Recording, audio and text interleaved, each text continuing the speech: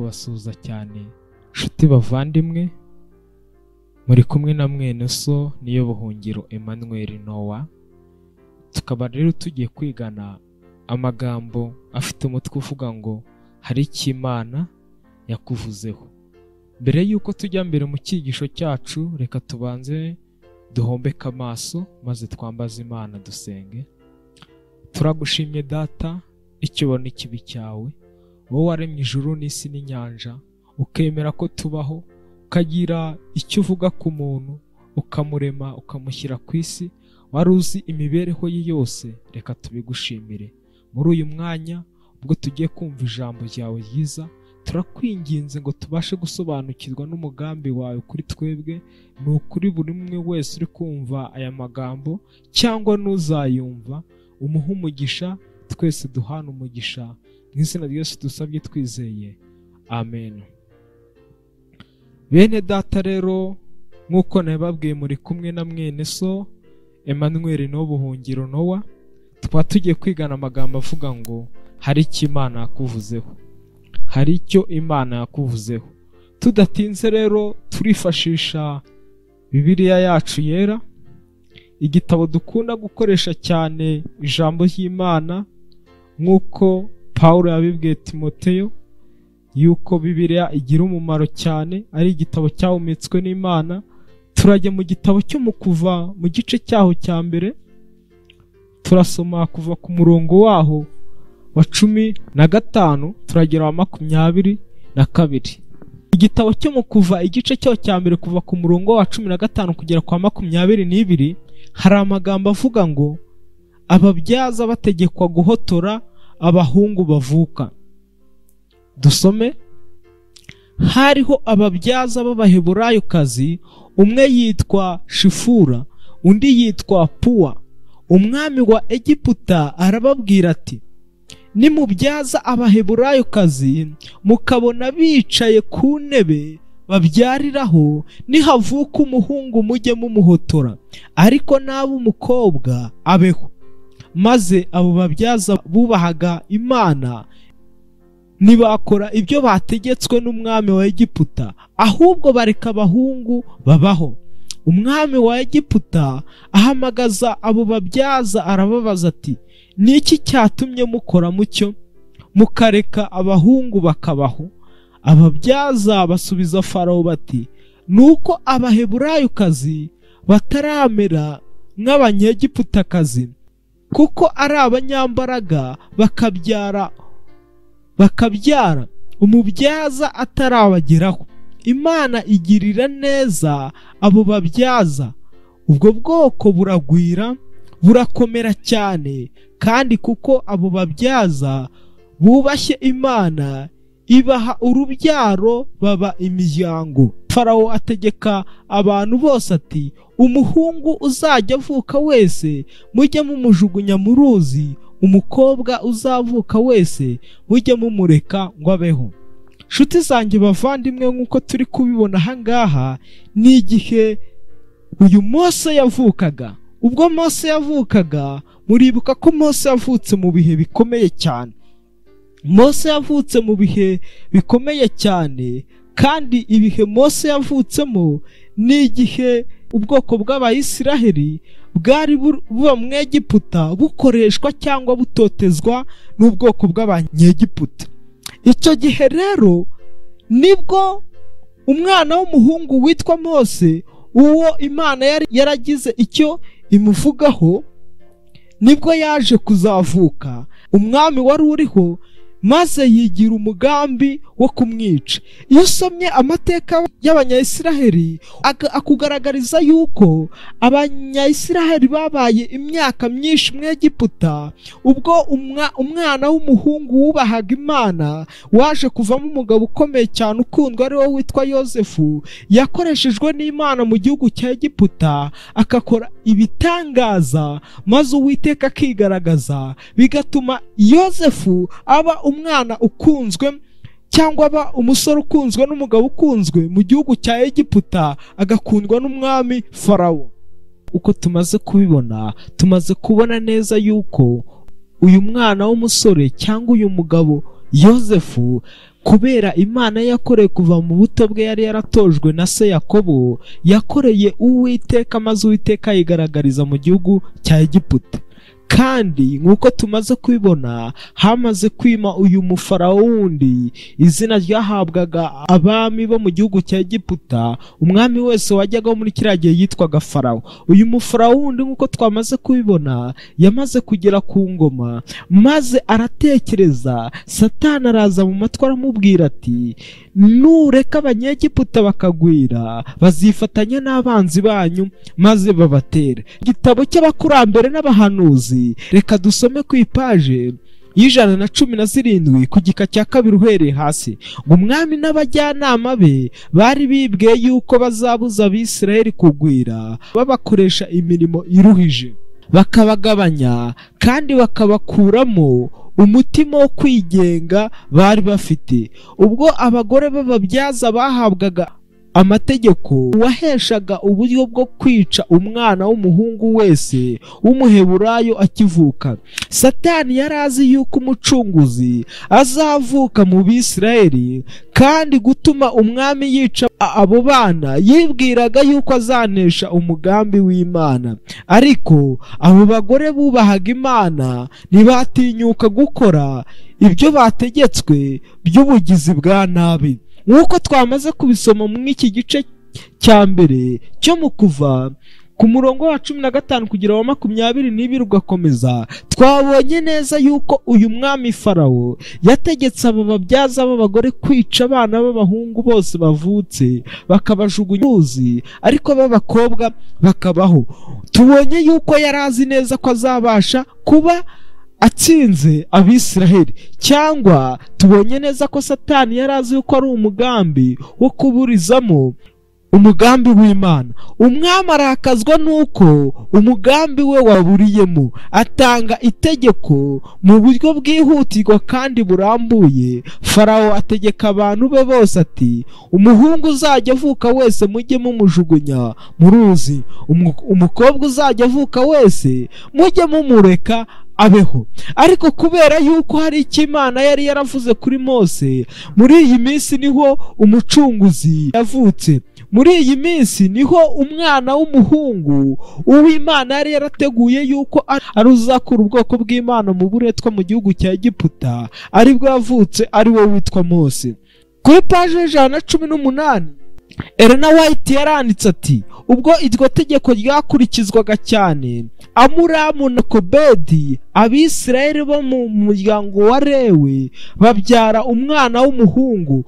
Abo babyeyi kuko bizeraga yuko igihe cyo kurekura Abisirayeli cyegereje, kandi ko Imana izahagurutsa umucunguzi w'abantu bayo, biyemeje yuko uruhinja rwabo rudakwiriye kwicwa.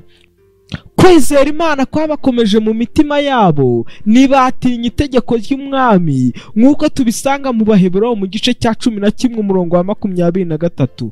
Uwo mubyeyi ahisha uwo mwana amezi 3, noneho abonye ko atajyaga gushobora gukomeza kumuhisha ngo bye kumenyekana, amubohera kato gapfundikiye mu namyi, agasiga ibumba n'ubushishi kugira ngo amazi ye kuzakamenera. Ashyiramo uwo mwana, agashyira mu rufunzo rwo ku nkombe y'uruzi. Mushiki we witwaga Miriyamu agumya kwigenzagenza hafi aho, afite igishyika cyo kureba uko musaza we muto amera, kandi hari abandi barinzi. Uwo mubyeyi yari yarashyize umwana we mu burinzi bw'Imana, kandi abamarayika bagendagendaga hejuru y'aho hantu horohejeho uburuhukiro. Abamarayika berekeje umukobwa wa Farawo aho ngaho.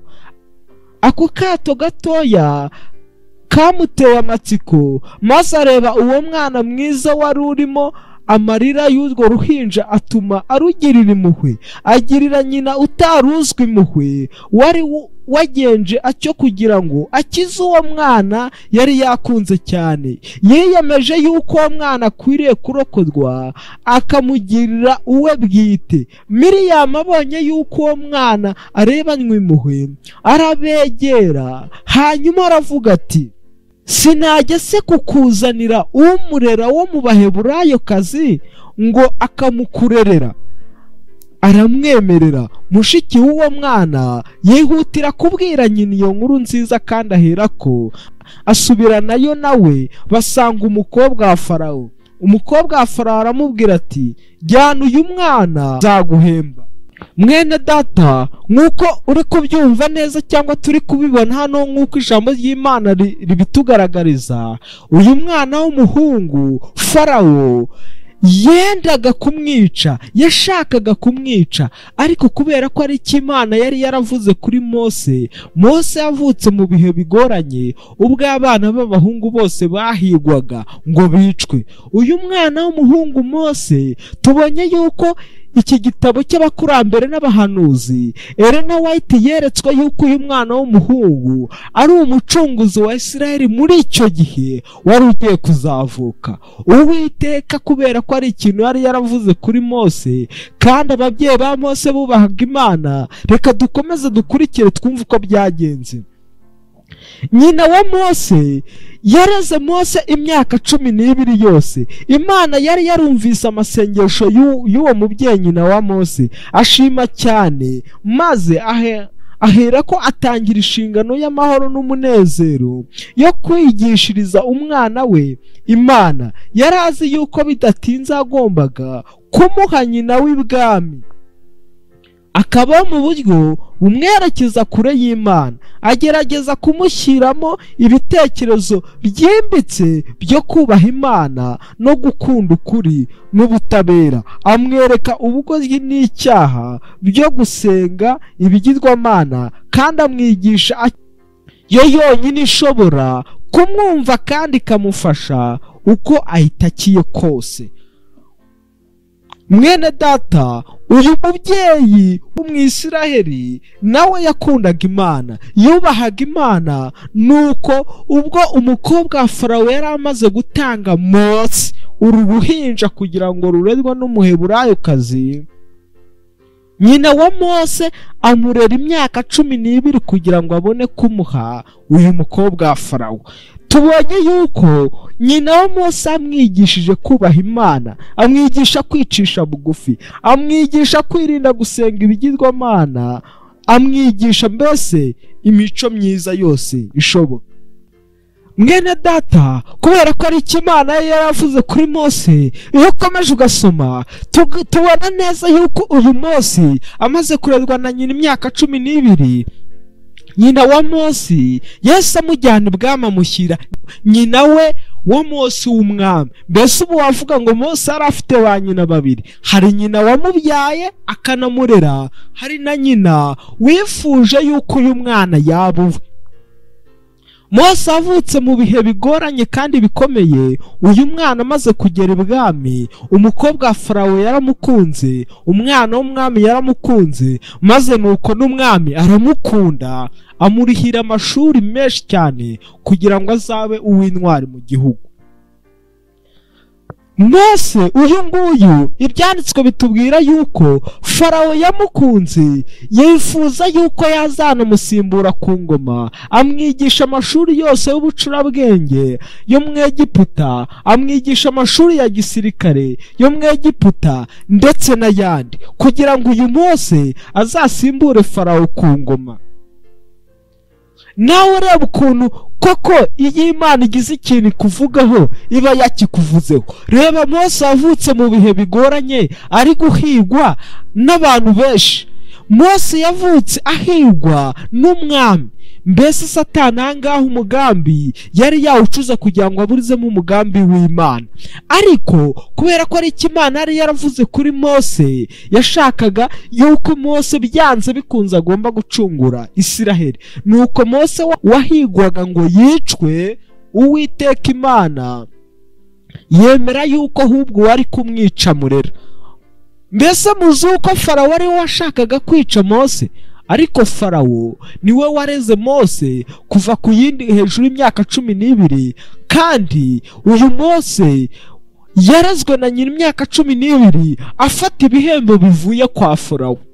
Urumva ukuntu gukomera kw'Imana gutangaje. Si ibyo gusa, Mose yishyuriwe amashuri n'umwami Farawo. Si ibyo gusa, Farawo washakaga kwica Mose niwe wagiye mu irangamimerere, niwe wagiye kwandikisha uyu mwana nk'umwana we, kandi mbere yari yarateguye umugambi wo kuzica umwana w'umuhungu uvutse. Uyu Farawo yariye amashuri yose akomeye abaho kugira ngo Mose akunde azabe ukomeye.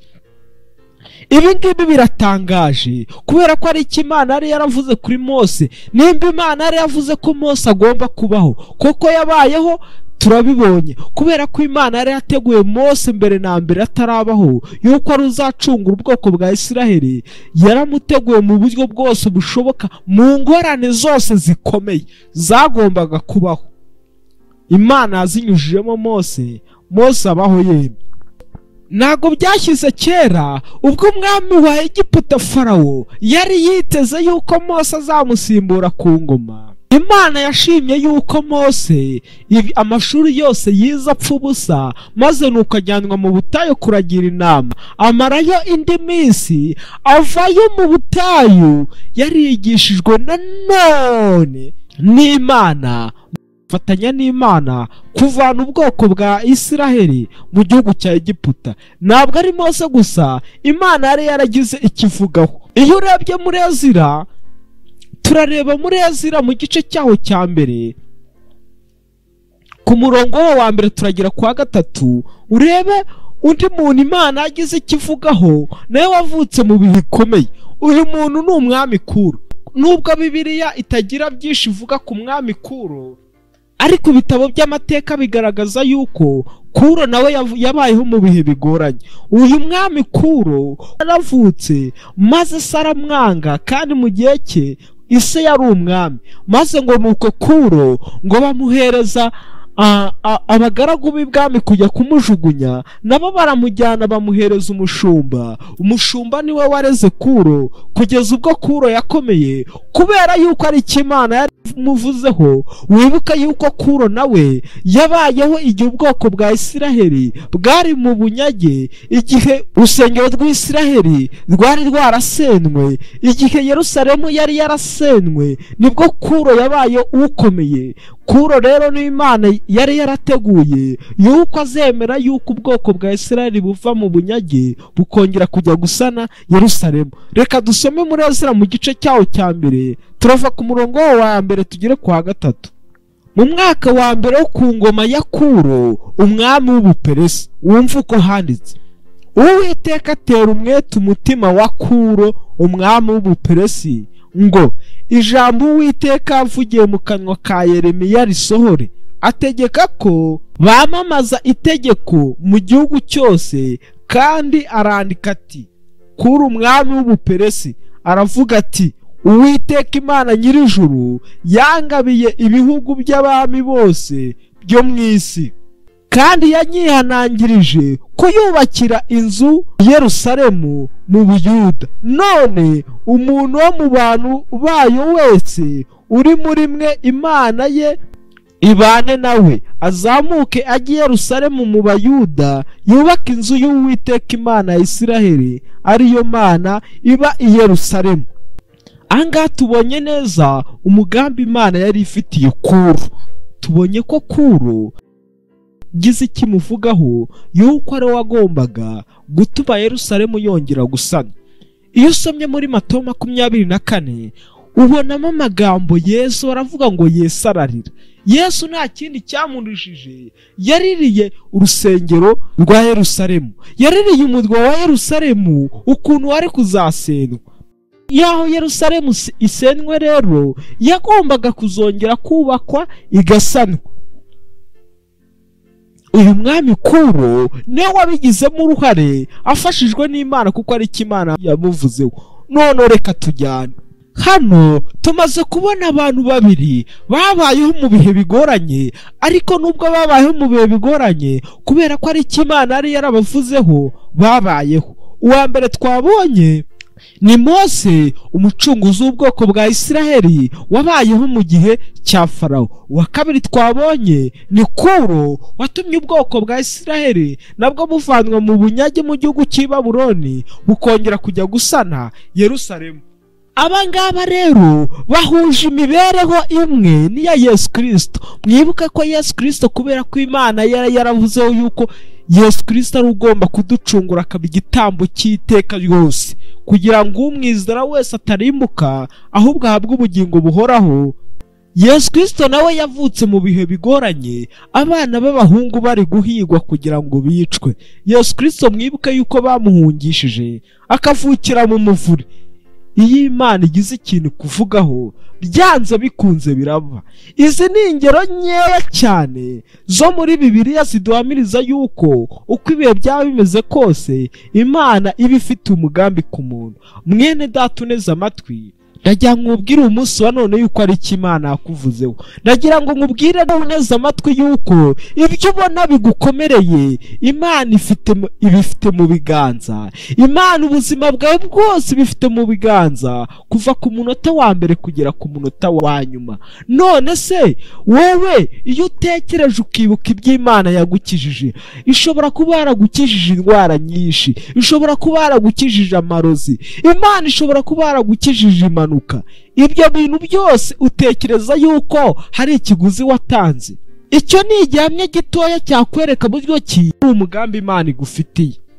Ushobora kwibuka n'indi mirimo myinshi Imana yagiye ikora, haba mu baturanyi bawe cyangwa mu gihugu cyangwa no hirya no hino. Icyo ni ikigaragaza neza yuko kuva umuntu agisamwa mu nda ya nyina kurinda avutse kurinda abayeho hari icyo Imana iba yaramuvuzeho. Imana iba yemeye ko uwo mwana avuka akabaho, hari icyo Imana yakuvuzeho.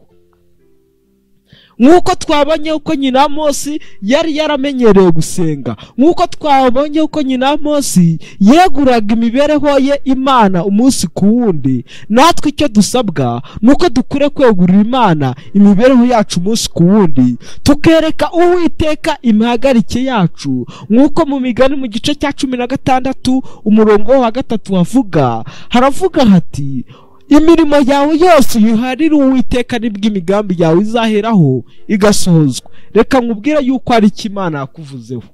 Uwiteka Imana y'amahoro, nzi neza yuko ikivuze ku muntu kitajya kirorera. Izo ni ingero nya twabonye kandi nanone yuko Yesu Kristo Uwimana yari yaravuze ko agomba kuba umucunguzi wacu. Uwo nguwo n'ubundi yaravutse, nubwo yavutse mu bihe bigoranye, Herode agashaka kumwifugana, ariko igitangaje nuko Yesu Kristo nawe yabayeho kubera ko Imana ari ikibaravuze. Reka twisomere mu gitabo cy'Abaheburayo igice cyaho cya 9 umurongo wa 14 turahera ku murongo wa 13. Dusome, none ubwo amaraso y'ihene n'aya mapfizi n'ivu y'inka yiriza iyo biminjiwe kubahumanye ko byeza umubiri ugahumanuka, mwaswa amaraso ya Kristo witambiye Imana atagira inenge kubw'umwuka w'iteka, nazarushaho guhumanura imitima yanyu akayezaho imirimo ipfuye, kugira ngo mubone uko mukorera Imana ihoraho. Icyo nakurarikira, tubonye neza yuko nanga mu Baheburayo Paulo yarimo abwira aba bantu yuko kubera amaraso ya Yesu Kristo yamenye, kubera ko Kristo nta wundi yaje gushaka usibye wowe nanjye, azatwezaho ibyaha, azatwezaho imirimo yose ipfuye kugira ngo tubone uko dukorera Imana. Reka nkubwire yuko Imana igushakaho nukwemera uyu munsi wa none. Ijambo ry'Imana avuga ngo numva ijwi ryayo uyu munsi niwinangira umutima.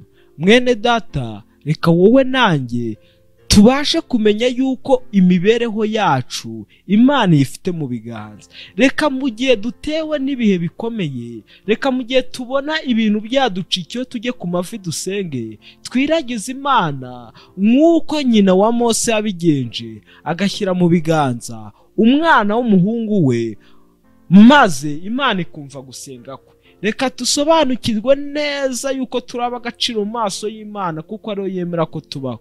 Reka amaraso ya Yesu Kristo atwezeho ibyaha, twemere kugirwa inama n'Imana, twemere kuyoborwa nayo. Reka Uwiteka duhire kandi aduhane umugisha nibyo nkusabira nanjye nisabira mu izina rya Yesu Kristo, amen. Reka duce bugufi duhumbike amaso dusenga. Data mwiza, reka tugushime kubwo gukiranuka kwawe. Tubonye yuko ari icyo wavuze ku batubanjirije, hari icyo wavuze kuri Mose abaho, hari icyo wavuze ko Kristo azaba umucunguzi wacu, koko nibyo. Nzi neza ko ari icyo wavuze kuri njyewe ndetse n'abanyize amatwi n'abumvise iri jambo.